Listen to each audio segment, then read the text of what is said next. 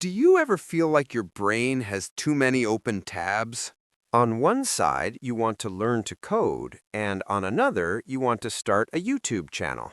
There's also that tab for learning Spanish, another for getting good at watercolor painting, and one more for finally reading that stack of books on your nightstand. Each interest feels exciting and full of potential. But as the days turn into weeks, that excitement slowly gets replaced by a nagging anxiety. You start to worry that you're just dabbling, never diving deep. The world seems to celebrate the specialist, the person who goes a mile deep in one single thing. And you're left wondering if you're becoming a jack of all trades, but a master of absolutely none. You fear that in your chase to do everything, you'll end up achieving nothing. I want you to stop and hear this very clearly. That feeling of being pulled in a dozen different directions is not a character flaw. It is not a sign of weakness or a lack of discipline. In fact, it is the complete opposite. It is a sign of a deeply curious mind, a powerful intellect, and a genuine passion for life. It's a feature of who you are, not a bug to be fixed. For years, I struggled with what I call the generalist's dilemma. I would get a surge of inspiration, buy a new book, sign up for a course, and dive in headfirst with total passion. But a few weeks later, that initial fire would start to fade as a new shiny object appeared on the horizon. This left me with a graveyard of unfinished projects and a persistent feeling of guilt. I believed the common wisdom that I had to pick one thing and abandon everything else. But that felt like choosing to only see the world in black and white. Your desire to do everything isn't a flaw. It's a feature. The problem isn't your curiosity, it's your system. And that is exactly what we are going to build today. I'm going to give you a simple, three-part system to organize your creative chaos and pursue multiple interests without the burnout. We will turn your scattered energy into focused progress. You will learn how to prioritize your passions, how to find time when you feel like you have none, and how to rotate your focus without the guilt. And later, I'll share a simple tool to help you make one of the hardest decisions a generalist faces. You'll learn exactly when to push through a frustrating plateau and when it's actually the smart move to quit. By the end of this video, you won't just feel validated, you will feel empowered with an actionable plan. So the first step to taming the chaos is to stop seeing your interests as a messy pile and start seeing them as a portfolio. We're going to do this with a technique I call the Interest Audit. This isn't about ranking what you love most, which can feel impossible. Instead, it's about categorizing your interests based on the role they play in your life right now. There are three main buckets: core passions, growth skills, and curiosity experiments. Let's break them down. First, we have core passions. These are the one or two things that are fundamental to your identity. If you had to stop doing everything else, you would fight to keep these. They aren't just hobbies, they're expressions of who you are. For me, writing and creating these videos fall squarely into this bucket. They are the non-negotiables in my life's portfolio. Second, you have your growth skills. These are interests you're pursuing with a specific outcome in mind, like developing a career skill, improving your health, or building a side project. There's a clear why behind them. For example, learning data analysis to get a promotion, or training for a half marathon to improve your fitness. These require dedicated focus, but might not be part of your identity in the same way your core passions are. Finally, we have the most fun category: curiosity experiments. This is your playground. These are activities with low stakes and high fun that you're trying out simply because they seem interesting. Learning a few chords on the ukulele, trying a pottery class, or baking sourdough bread all fit here. The key here is there is zero pressure to become an expert. The goal is exploration itself. An interest might start as a curiosity experiment and over time evolve into a growth skill or even a core passion. My own journey with video making started as an experiment before it became a core part of who I am. This framework immediately reduces overwhelm because you see that you don't need to give 100% to everything. You're allowed to have different levels of commitment. So let's make this real for you right now. You don't even need a piece of paper. Pause the video for a second. Just name one thing for each category, one core passion, one growth skill, and one curiosity experiment. Go ahead, I'll wait. Having this clarity is the foundation for everything else. It gives you permission to focus your best energy on your core passions, make steady progress on your growth skills, and enjoy your curiosity experiments completely guilt-free. That beautiful chaos in your mind now has a structure. Okay, you've audited your interests. You know what matters most.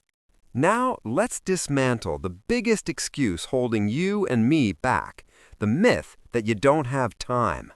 This is especially true if you have a demanding job, a family, or other major life commitments.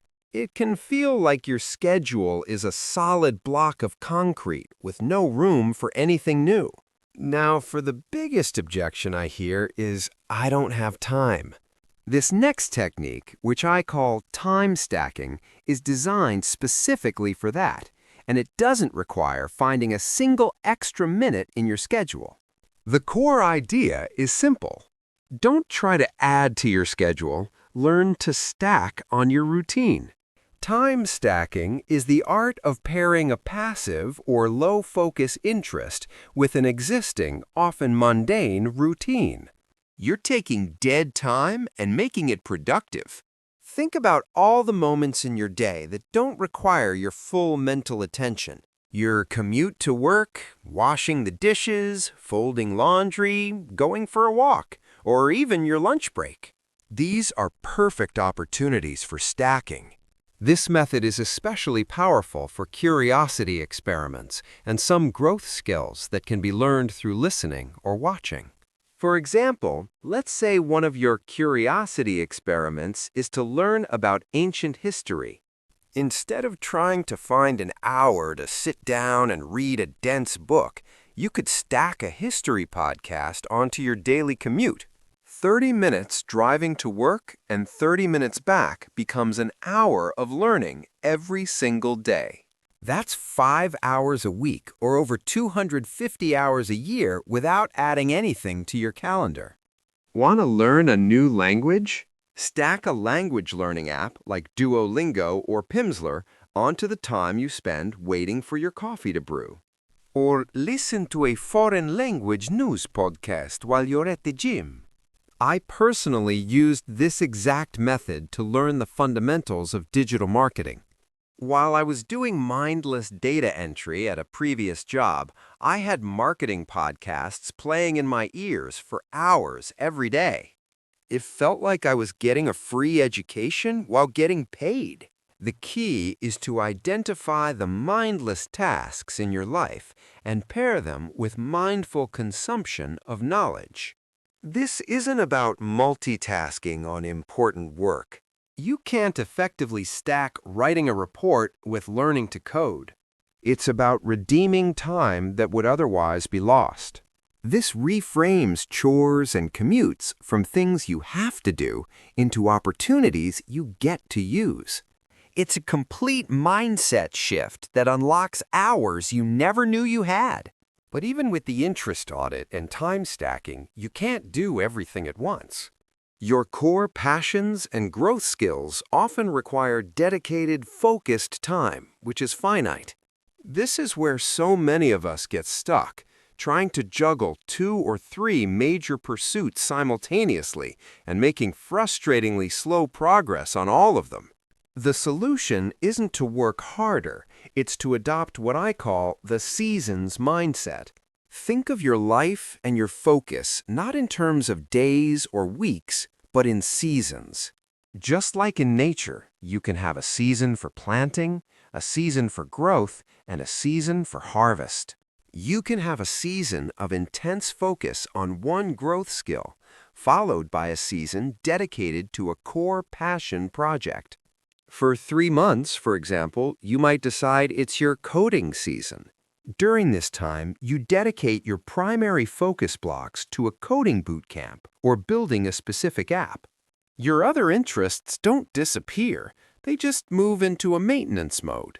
Maybe you still practice guitar for 20 minutes a day, but you aren't actively trying to master a new, complex song. Then, after those 3 months, the season changes. Perhaps it's now your music season.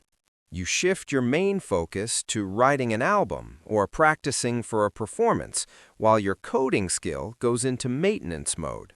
You might review concepts or fix small bugs, but you aren't taking on a major new coding project. This cyclical approach allows you to make significant, meaningful progress in one area at a time. It breaks the frustrating cycle of being an inch deep and a mile wide. You get to go deep to experience the satisfaction of moving past the beginner phase and into real competence. The magic is in the rotation, not the restriction. This reframes the entire process from one of painful sacrifice to one of intelligent scheduling. Most importantly, it gives you permission to let things go for a while. It's okay to put a passion on the shelf for a season. It's not goodbye, it's just see you later.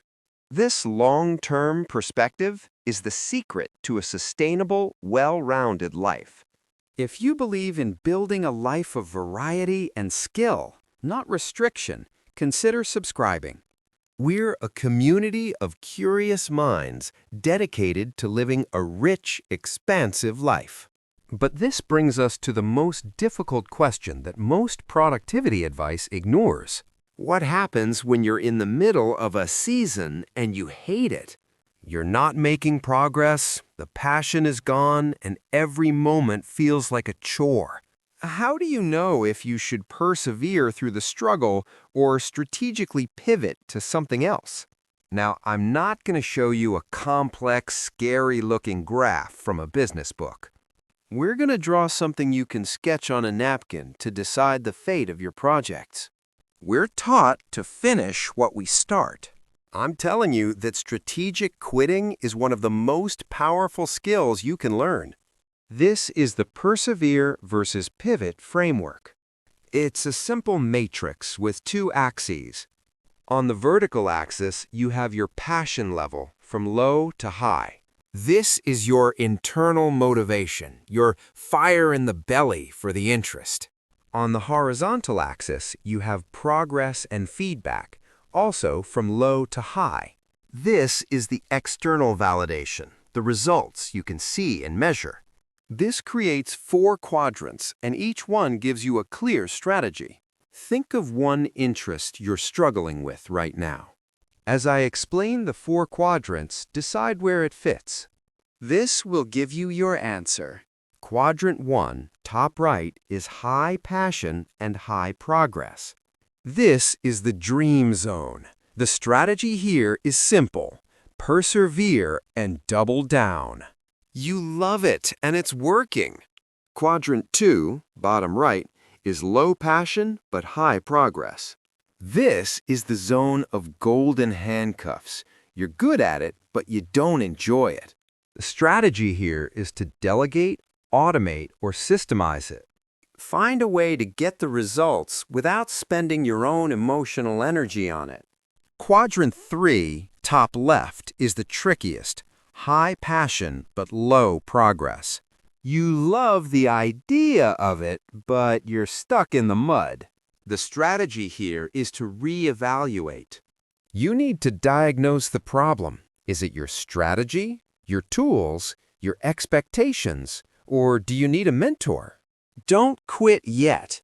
Change your approach first. Finally, quadrant 4, bottom left, is low passion and low progress. The strategy here is clear and liberating. Pivot. This is the zone of guilt-free quitting. Your energy is better spent elsewhere, and this framework gives you the logical permission to move on. A few years ago, I was determined to become a freelance graphic designer. But after months, I realized I was in the bottom left quadrant. I wasn't getting clients, and I dreaded the work. Using this logic helped me pivot to video creation, which was squarely in the top right, and I've never looked back. This tool transforms a painful emotional decision into a simple strategic one. Let's put all the pieces together so you can see the entire system in action. Imagine this is your personal whiteboard for managing your ambitions. First, we perform our interest audit. I'll quickly list mine. My core passion is creating content. My main growth skill for this quarter is learning Spanish. And I have 2 curiosity experiments, bouldering and understanding Stoic philosophy. See how clear that is? Instantly, I know where my main focus should be. Now, we apply the seasons mindset. For the next 3 months, this is my Spanish season. My main focus blocks are dedicated to language practice. My content creation, the core passion, continues steadily, but I'm not launching a huge new project within it. How do I make time for the experiments? That's where we use time stacking. I listen to a podcast on Stoicism during my commute. Bouldering is my physical activity, replacing a regular gym session twice a week. No new time is created, only transformed. Finally, if I start hating my Spanish lessons, I don't just quit. I pull out the Persevere versus Pivot matrix. I'd plot where my passion and progress are, and it would tell me whether to change my learning method or to pivot to a new growth skill next season. This single-page dashboard turns your overwhelming cloud of ambitions into a clear, actionable roadmap. So let's bring it all home. Remember that feeling from the beginning of having too many tabs open in your brain? The feeling of being scattered, unfocused, and guilty? That feeling comes from a lack of a system, not a lack of potential. Today, we've installed that system. First, you audit your interests into core passions, growth skills, and curiosity experiments to gain clarity. Second, you stack your learning onto existing routines to create time from thin air.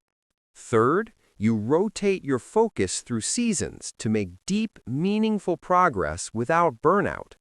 And you now have a framework to decide when to persevere and when to pivot. Your curiosity is not a curse to be managed. It's a superpower to be directed. You don't have to choose between being a master of one and a master of none. There's a third path, becoming a master of your own growth. You can build a life that is both deep and wide, focused and varied. Because the goal isn't a narrow life. The goal is a rich life. Now, I want to hear from you. Using the framework from today, what's one interest that's firmly in your core passion bucket? Let us know in the comments below. I'd love to see the amazing things this community is focused on. Thank you for watching.